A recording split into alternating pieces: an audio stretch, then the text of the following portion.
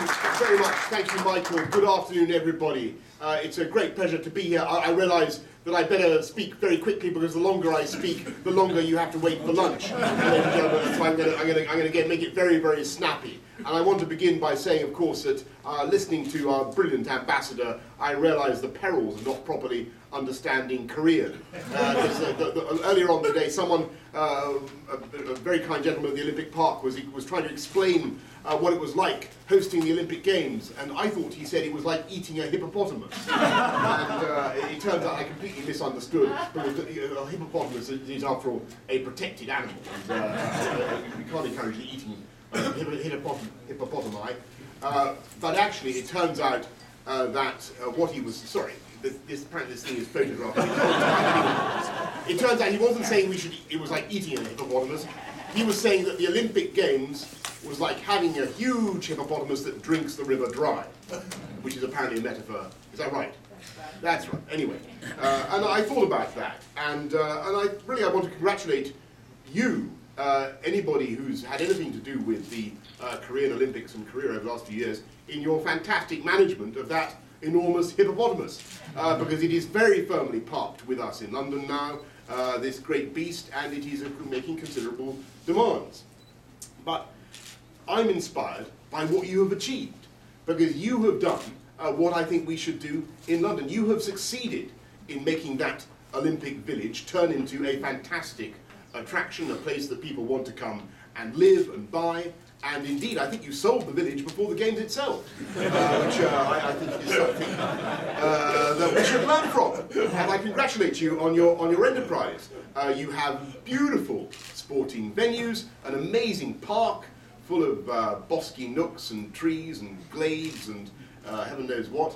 And I think it's a wonderful adornment to this city. And of course, you are able to keep it going now at 20 years. No, 21 years after your triumph at the Olympics. And that is something we need to learn from London, learn in London. And I suppose the objectors to the Olympics will say, the hippopotamus school of thought, will say that the hippopotamus is the wrong animal to have parked in London now during a recession, when water, to continue the metaphor, is already in pretty short supply. And I think they're wrong. And I think it's a good thing to have that hippopotamus at any time, particularly during a recession. This is a paradoxical view, but I think it to be true. Because far from worrying about the quantity of water this hippopotamus is consuming, I prefer to think of it as an attraction. That hippopotamus is adding to the interest and attraction of people who are going to come to London, because it represents colossal investment, £9.3 billion we are putting into London, and it's amongst the reasons why I think London is the best place on earth to come, to live, and to invest. And that is the purpose of this lunch today, which Michael has organised. There's never been a better time, my friends, to come to London, not least since, thanks to the masterly devaluation of the pound sterling organised by Gordon Brown and Alistair Darling. I think the pound is now 10% down on the won. From this time last year, and indeed, according to The Economist, a hamburger on the streets of London is now cheaper than anywhere else in the world, including the Ukraine, Brazil, and Israel. So there are all sorts of reasons for coming to the city now, but we intend to build on those, and we intend to make it yet more attractive, because what I think people don't understand around the world is the colossal scale of the investment the city authorities and the government are making in improving the city, partly using the Olympics, lassoing the hippo, if you want, or harnessing the hippo to drive in progress and improvement in the city, but also doing things that are long overdue. We had the first tube system on earth in London. The Victorians put it in. So for the first time in 150 years, we are going to be putting in air conditioning, which will be no innovation here in Korea, but an innovation in London, because we have a first mover disadvantage. We have very narrow tunnels, and nobody thought when we built the tube to build 2 tunnels at once. We are expanding our rail network by 30%. The undergrounds are going to be expanded by 30% by 2012. The rail system overall will go up 10% just by the addition of Crossrail, which is a fantastic new railway which will run partly underground, connecting for the first time Heathrow with the Canary Wharf development in 31 minutes. It will transform east-west transit across the City of London. You take that together with the Thames Tideway Tunnel. You may not be familiar here yet in Seoul with the Thames Tideway Tunnel. It's a vast, super colossal underground, under river sewer, which is perhaps not the most exciting thing to talk about before lunch, but it is it will do wonders for the quality of the river and indeed for the quality of life of people in London. What you're seeing in our city is a new Victorian era of investment in infrastructure, and also what we hope to do in City Hall is to improve the quality of life for everybody in London. And that's why we are concentrating on planting trees, introducing wonderful bike hire schemes. If you come to our city in May next year, you will see you'll be able to hire a bike for the first time since the invention of the bicycle. I'm very interested in some of the things I've seen here in Seoul in terms of revealing, for instance, underground rivers.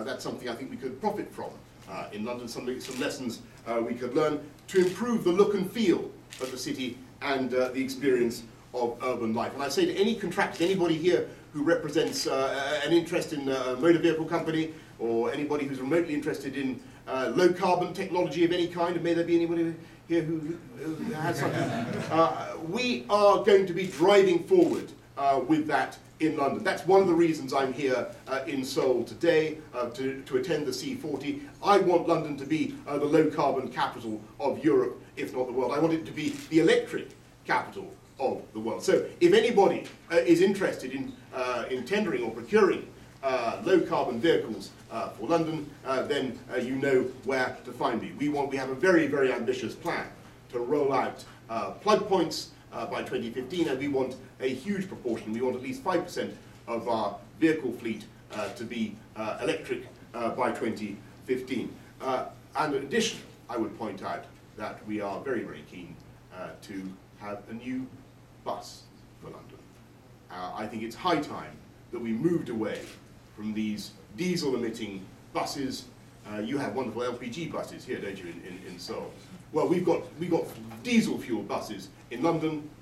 We want a cleaner, greener, new generation Routemaster bus. Are you familiar with the Routemaster bus? We want a new version of that. And again, if anybody is interested in tendering for that beautiful project, then I will not discourage them now. Come forward, and you will find that we will do everything we can to encourage you. Michael has explained what Touchdown London offers. I think it's a great initiative. I'm very pleased that it's been expanded. I hope that you will avail yourselves of it, and I congratulate Michael and Think London on the illustrious cast list that he's produced for us today.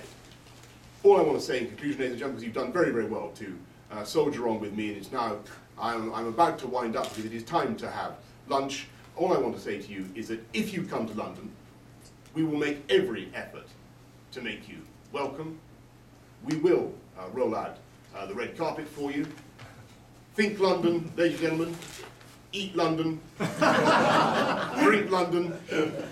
But above all, particularly now, with sterling representing such sensational value, now is the time, ladies and gentlemen, to buy London. Thank you very much for hanging along.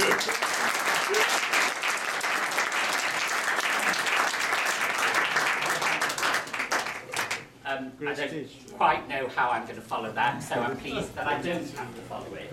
The gentleman that does is Mr. S.W. Yang, the managing partner of the Boris hearing here, who'll say a few